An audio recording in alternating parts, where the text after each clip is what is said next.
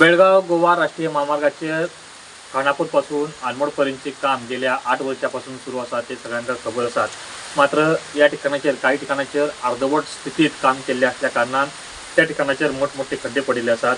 सध्या पाऊस सुरू झाल्या कारणान त्या खड्ड्यात पाणी शिरिल्ले असतात आणि ते पाणी शिरल्या कारणान ते खड्डे किती भयानक असतात हे कोणाक चालकांका असा ते समजून येणार.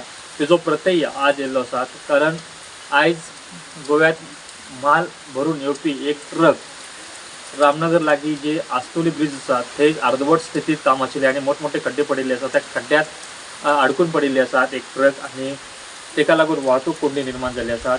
या संदर्भात अनेक वेळा राष्ट्रीय महामार्ग प्राधिकरणाक स्थानिक नागरिकांनी माहिती दिवनही तेंच्यांनी खड्डे बुजोवपाचें काम केल्लें ना.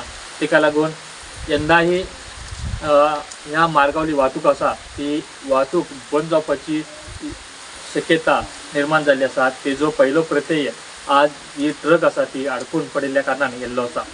प्रुडंटा खातीर रामनगरसून प्रमोद फोंडे.